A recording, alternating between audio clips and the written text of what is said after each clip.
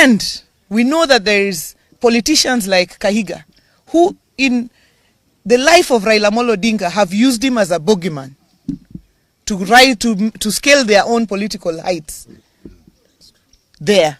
But it is shocking that they continue to make Raila a bogeyman in his death. And what I know is that Kahiga does not speak for himself. Kahiga is the spokesperson of Rigathigachagua. Rigathigachagua mocked Raila's illness and asked whether he was a virus and whether Kalonzo was a bacteria. To date, Rigathigachagua is yet to mourn Raila Odinga. Raila Odinga, who braved political tensions to go and mourn his brother, the late Gachagua. And therefore, we note now that anyone who associates with Gachagua and his ilk, like Kahiga, cannot be our friend. The line is drawn. Any person who associates with Gachagua, Kahiga, they cannot be our friends. Whether they are in our party or outside our party. Kahiga has drawn the line. To mock, he has crossed the Rubicon. We have crossed that line now. To mock Raila Odinga in his death, to mock him in his life, we could respond. But to mock him in his death, any person who associates with Gachagua, with Kahiga, with that lot, can never, ever be our friend. Because the principle is, the enemy, the friend of your enemy is your enemy. This morning at 9 o'clock, we have a meeting of the Council of Governors. And I, as the chairperson of the party, will be moving a motion to remove Kahiga as the vice chairman of the Council of Governors.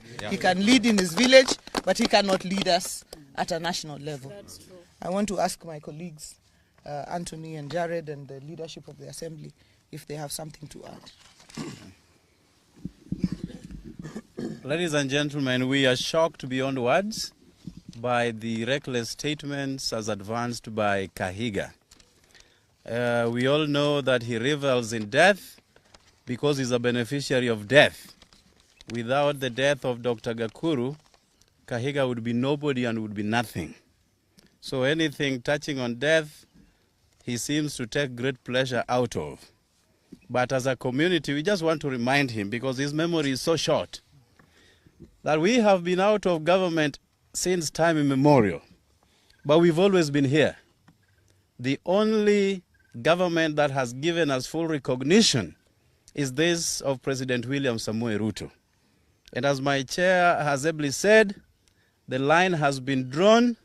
We will not seek any friendship with Gachagua and his surrogates, because again, we are privy to a meeting that was held yesterday between Gachagua, Kahiga, and some of their ilk that came up with the deliberations to have that statement made as it was.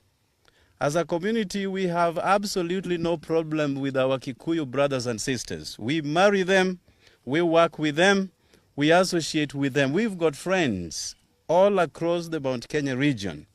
But Kahiga and Gachagua, as we go into our next elections, Baba put us into this government, and we have to make that very clear. And this government, we shall stay.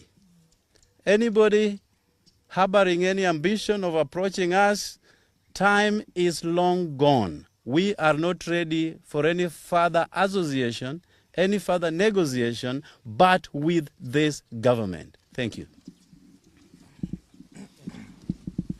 Thank you very much. I also want to join my friends in condemning the words of Governor Kahiga as primitive and uncalled for. You will recall that Gachagua, and I agree with our governor here when he says that the owner of this dog, and permit me for using that word, is Rigathigachagua himself. So we must place this filth at the doorsteps of Honorable Rigathigachagua.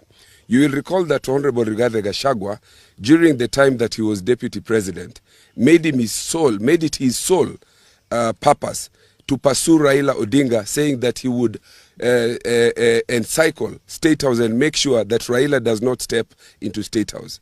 He has continued to pursue Raila in his death. This we will not accept. We will not accept this because Governor Rigathigachagua himself was a beneficiary. The Constitution 2010, in which he stepped in as deputy president, was as a result of the sweat and blood of Raila Amolo Odinga. Same to the governor of Nyeri County. So we are saying here today that the president and the people of Nyanza should be proud. They should not be made to feel ashamed for any affirmative action that is extended to the people of any region. The people of a particular region who have benefited over the years as a result of skewed application of resources should allow the Constitution, which is under Article 10, to benefit and to be equalized. These are principles, foundational principles under the Constitution. They talk about the question of equity, they talk about the question of equalization and affirmative action. So whatever it is that the people of this region and the people of any other region benefit from as a result of trying to be equalized is not something that people should be ashamed of. And to use this to try to mock a person who has suffered for this country at a time that he has died is extreme. We condemn it in the strongest possible terms. Okay, Speaker. I want to associate myself completely with the remarks that were made. I want to condemn in the strongest terms possible the reckless statement by Governor Kahiga.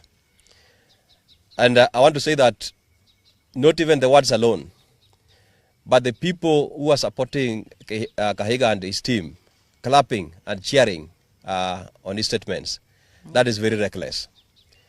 I want to say that I want to associate this one to somebody who talked about a farmer who died, and the baboons and the monkeys were clapping and cheering that finally the person who had been chasing us away from the farm is dead.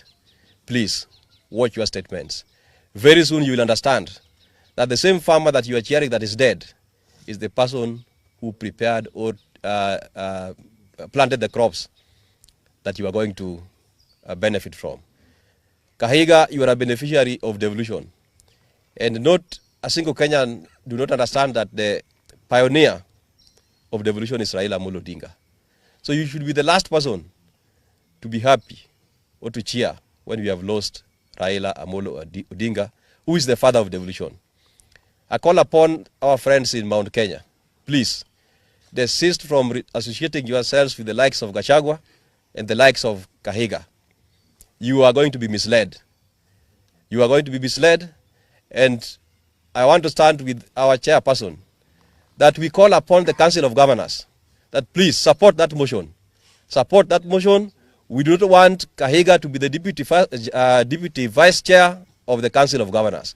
You cannot be misleading the country and still you purport to be leading us in the Council of Governors. Thank you. Thank you. Majority.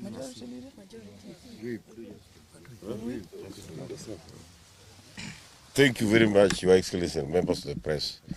As the chair of ODM in this, as the vice chair of ODM in this region, I want to associate my sentiments with the statements made by my chair, Governor Gladys Wanga, and the colleagues, members of parliament.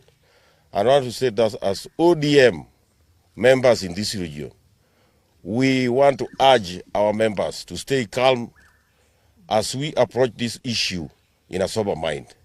We heard yesterday that Gachagua and his team were supposed to pay homage to the home of Raila Amolo Odinga.